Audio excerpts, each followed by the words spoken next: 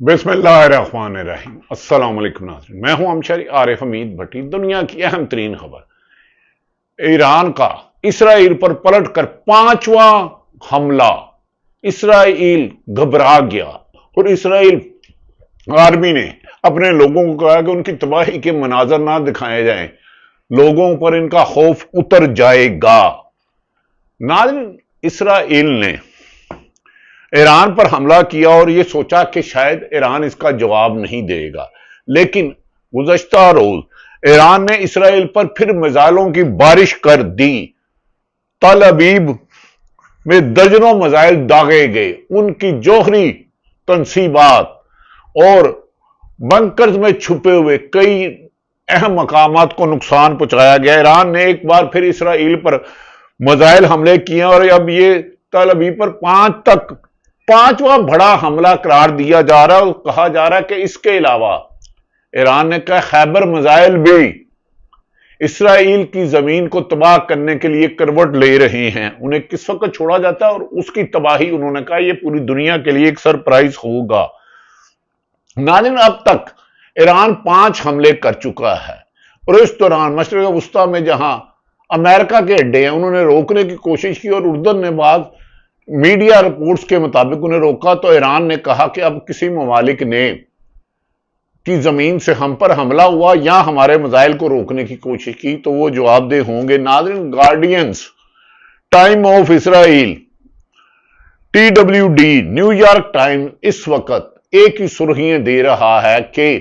Israel ने उन पर हमला तो कर दिया ईरान पर, लेकिन ईरान ने जो पलट कर जवाब दिया उसकी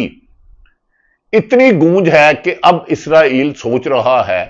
कि वो इस जंग को किस तरह रोके, जबकि पाकिस्तान और सऊदी अरब ने वाशगाफ लफ्जों में कह दिया कि अगर इसराइल ने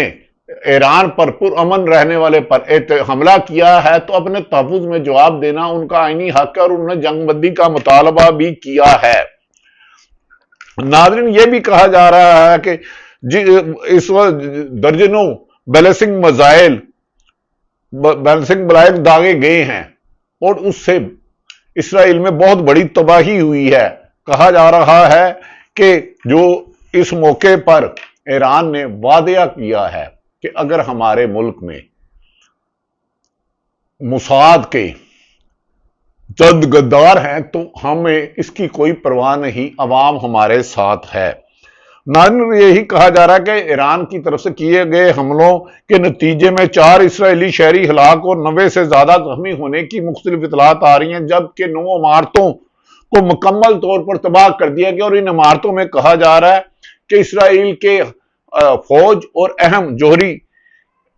शख्सियात शामिल थी, ताहम इनकी तफसीलात मजीद आना बाकी हैं। मकबूजा बैतुल मुकद्दस में कुछ दान के इलाके में धमाकों से लरज उठा और ईरानी मिसाइल ने जगह जगह अपने निशाने को दागा गया और इससे इसराइल में बहुत बड़ी तबाही हुई और लरज उठा। शहरियों को महफूज मकाम पर मुंतकिल किया जा रहा है। ईरानी मीडिया के मुताबिक हमले में तल अबीब में वाक़या इसराइली जौहरी तहकीकी मरकज को भी निशाना बनाया गया है, जो खासा नुकसान हुआ। पासदारान इनकलाब के मुताबिक ऑपरेशन वादा सादक 3 के तहत अब तक 300 से ज्यादा मिसाइल फायर किए जा चुके हैं, जिनमें अक्सरियत इसराइल के अहम मकामात को जौहरी तनसीबात हो, उनकी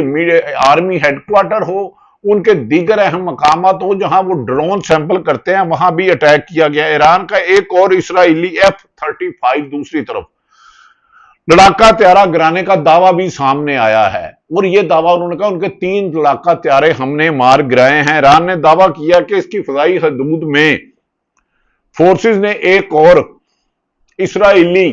F-35 जो अमेरिका का लड़ाका त्यारा है कामयाबी के साथ मार गिराया है और वो ईरानी मीडिया के मुताबिक ये कार्रवाई मुल्क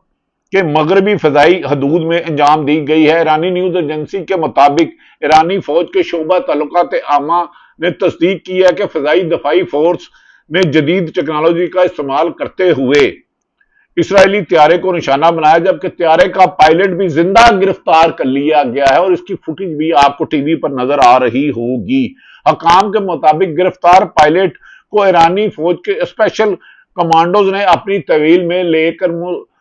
کر منتقل کر دیا گیا ہے۔ اس دعوے کے بعد ایران کے ہاتھوں گرائے جانے والے اسرائیل کے F-35 طیاروں کی مجموعی تعداد 3 بتائی جا رہی ہے۔ ناظرین، ایران نے اسے دشمن کی فضائی برتری کے خلاف ایک بڑی کامیابی قرار دیا ہے۔ انہوں نے کہا، یاد رکھیں کہ ایران پر 79% پابندیاں لگی ہیں۔ محدود وسائل اور بڑی پابندیوں کے باوجود ایران کے میزائل نے جس طرح اسرائیل کو تباہ و برباد کیا ہے، اس کا کوئی تصور نہیں کر رہا تھا، اور لوگوں کا خیال تھا کہ ٹیکنالوجی کے لحاظ سے یقیناً جو حقیقت ہے کہ اسرائیل بہت زیادہ ہے کیونکہ وہ امریکہ کے قریب ہے، لیکن ایرانی حملوں کے بعد لوگوں کا خیال ہے کہ اسرائیل کو یہ جنگ بھاری پڑے گی۔ وہ اسے فلسطین سمجھ کر غلطی کر رہا ہے۔ ایران نے یہ بھی دعویٰ کیا، انہوں نے مختلف اسرائیلی جاسوسوں کو گرفتار کر لیا ہے جنہوں نے پہلے دن موساد کے کہنے پر ان کے ڈرون حملے کر کے فوجی افسران کو نشانہ بنایا تھا۔ دوسری جانب خبریں آ رہی ہیں کہ ایران نے اسرائیل کے جاسوس کو پکڑ لیا ہے۔ جی ہاں، ایرانی سیکورٹی فورسز نے وسط ایران کے شہر یزد میں کارروائی کرتے ہوئے 5 ایسے افراد کو حراست میں لیا ہے۔ ایرانی میڈیا کے مطابق ان افراد کو اسرائیل کے ساتھ مبینہ رابطوں کے الزام میں گرفتار کیا گیا اور انہوں نے اہم انکشافات کیے ہیں۔ ایرانی حکام کا کہنا ہے کہ گرفتار شدگان مبینہ طور پر ملکی حساس تنصیبات اور مقامات کی تصاویریں اور اسرائیلی خفیہ اداروں کو فراہم کر رہے تھے، جس کی وجہ سے اسرائیلی لوگ گوریلا وار میں شامل تھے۔ سیکورٹی اداروں کا دعویٰ ہے کہ یہ افراد غیر ملکی انٹیلیجنس ایجنسیوں کے ساتھ رابطے میں تھے اور انہیں ملک دشمن سرگرمیوں کے لیے استعمال کیا جا رہا تھا۔ یعنی دوسری طرف اہم ترین خبر ہے کہ روس ایران کے خلاف اسرائیلی فوجی آپریشن کی مذمت کرتا ہے۔ روس نے ایران کے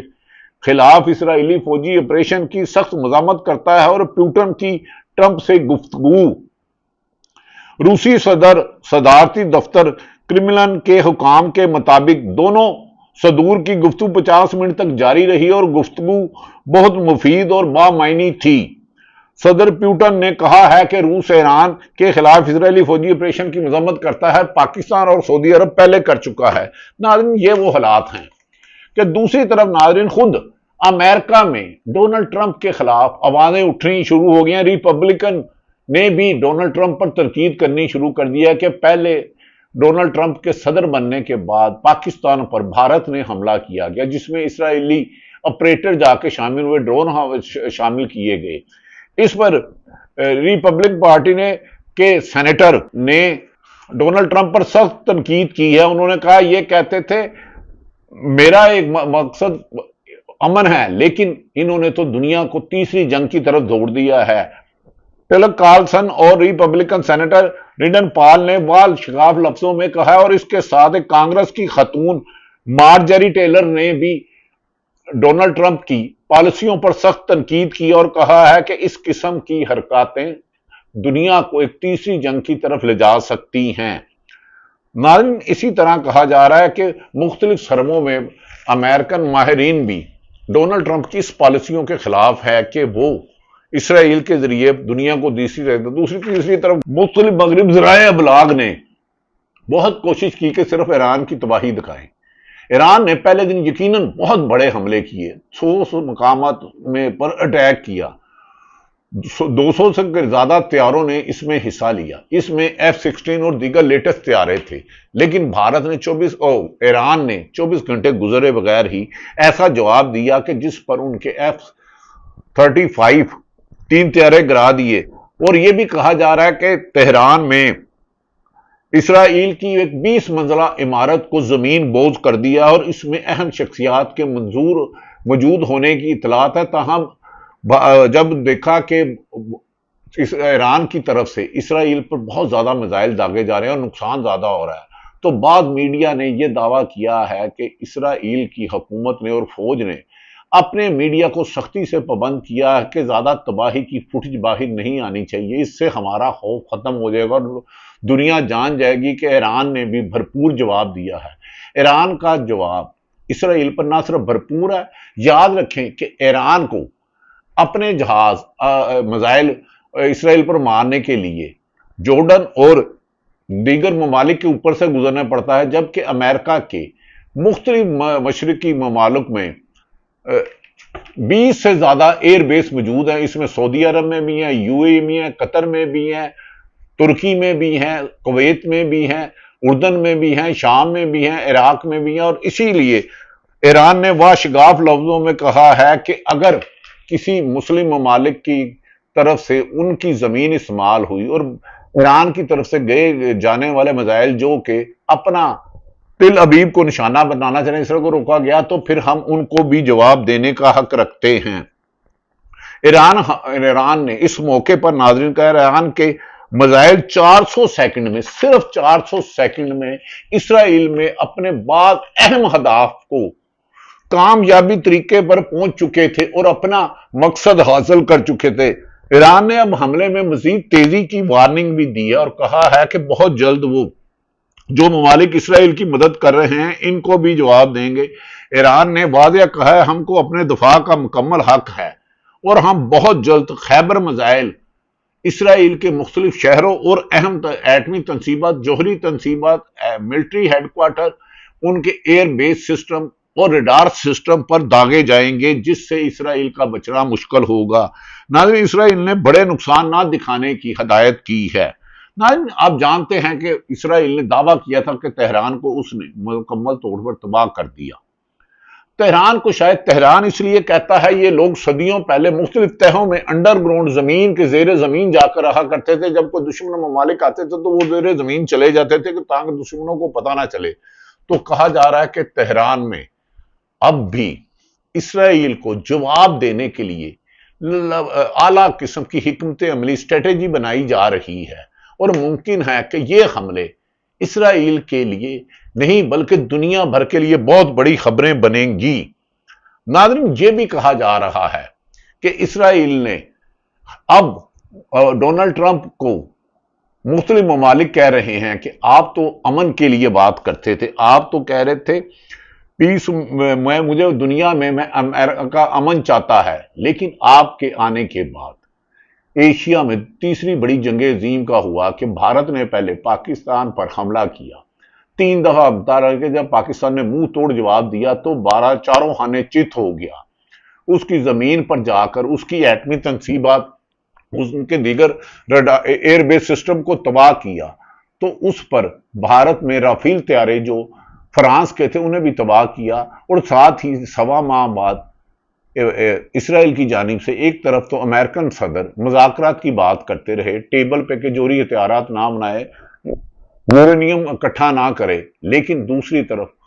رات کے اندھیرے میں اسرائیل نے ایران میڈیا کے مطابق امریکہ کی اشیر بات سے ان کے لیٹسٹ ٹیکنالوجی اسلحے سے حملہ کیا، لیکن وہ یہ شک بھی انہیں اندازہ نہیں تھا کہ حملہ ہوگا۔ ناظرین، دوسری طرف یہ بھی کہا جا رہا ہے کہ پاکستان میں خواجہ آصف نام کے ایک وزیر ہیں، غالباً وزیر دفاع، ہاں یہ وہی وزیر دفاع ہیں، آپ ٹھیک سمجھے ہیں، جنہیں ریحانہ ڈار، عثمان ڈار اور عمر ڈار پاکستان تحریک انصاف پی ٹی آئی کی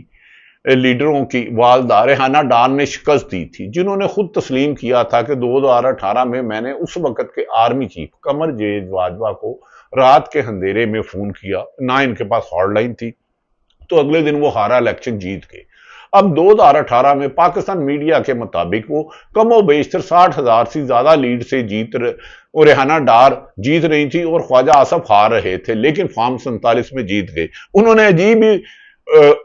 کھاچی مار دیتی ہے، فضول ہی پھوڑ دیتی ہے گل۔ انہوں نے کہا کہ ابھی نندن کی واپسی بلنڈر تھا، اس وقت کے وزیر اعظم اور اس وقت کے آرمی چیف یعنی کہ قمر جاوید باجوہ اور عمران خان کا، انہیں یہ نہیں پتا کہ ابھی نندن کا جہاز گرا کر چائے پلا کر امریکہ کی ریکویسٹ پر ہمیں ابھی نندن کو واپس کیا، اور اس وقت ایئر فورس کی کامیابی کو پوری دنیا نے سراہا، اور اس کے بعد بھارت نے اگلا حملہ کرنے کی جرت نہیں کی۔ ناظرین، دوسری طرف آ جاتے ہیں کہ پاکستان میں عدالتیں بڑی بدقسمتی ہیں کہ بانی پی ٹی آئی کو عمران خان کو جیل میں رکھنے کے لیے اعلی کار بنی ہوئی ہیں۔ یہ بات حسنات ملک، ثاقب بشیر، اعتزاز احسن اور دیگر آئینی ماہرین کہتے ہیں۔ 2 پہلے جرنلسٹ صاحبان کا میں نے نام لیا ہے، اور جان بوجھ کے عمران خان کی بہن علیمہ خان نے کہا کہ عمران خان کو ایک عرصے سے قید تنہائی میں رکھا ہوا ہے، کیونکہ کے پی کے کا خیبر پختونخوا کا بجٹ تھا، اس پہ مشاورت نہ کی جائے اور یہ معدنیات کا بل پاس کرایا جا سکے، لیکن عمران خان ان سے جھکنے والا نہیں۔ ناظرین، چند روز قبل 3 روز قبل علیمہ خان کے لاہور میں کیس کی سماعت تھی، جس میں ان پر دہشت گردی کے مقدمات تھے، جس میں عمران خان کو شامل کیا گیا کہ عمران خان زمان پارک میں پولیس والے 3 ملازم عمران خان کے پاس گئے اور وہ ادھر سازش کر رہے تھے عمران خان کہ ادھر توڑ پھیڑ کی جائے۔ میں یہ چیلنج کرتا ہوں، عمران خان جب زمان پارک میں تھے، سابق وزیر اعظم جو کہ آج کل اڈیالہ جیل میں بند ہے، میں کئی مرتبہ ان سے جا کے ملا، عام آدمی ادھر جا ہی نہیں سکتا تھا کیونکہ ان پر پہلے قاتلانہ حملہ ہو چکا تھا۔ عمران خان پر دوبارہ قاتلانہ حملے کی اطلاعات تھی بانی P T I Imran Khan پر، تو ادھر لوگوں کو پوچھ کے اندر بھیجا جا سکتا، کوئی انجانا آدمی جا ہی نہیں سکتا تھا۔ اتنے بھونڈے، اتنے بےہودہ، اتنے فضول پنجاب پولیس نے مقدمات بنائے ہیں کہ پولیس کی بدنامی کا باعث لگتا ہے ناہر اور نالائق افسر کی خوشنودی کے لیے وہ حکومت کو بھی بدنام کریں، اور پولیس کا ہے جو فرض مدد آپ کی، جو عوام کی محافظ تھی، اس کو بھی بدنام کر رہے ہیں۔ ناظرین، لگتا ہے کہ موجودہ حکمران یہ سمجھ چکے ہیں کہ عمران خان کی رہائی ان کی حکومت کے خاتمے کے ساتھ ساتھ ان کے ظالمانہ اقدامات کا جواب بھی ہوگا۔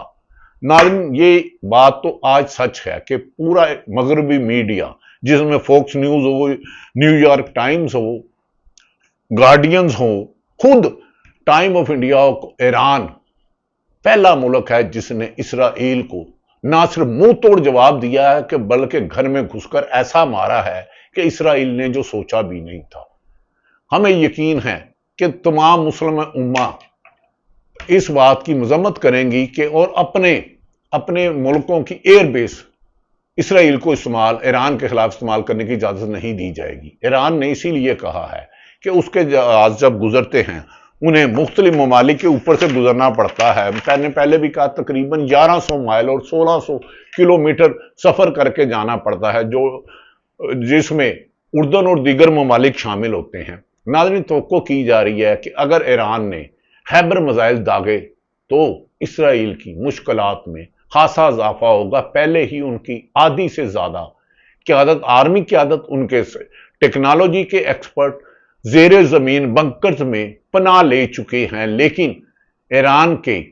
آرمی نے دعویٰ کیا ہے کہ بنکرز میں جائیں یا جس مرضی، اسرائیل کی 97 لاکھ کی تقریباً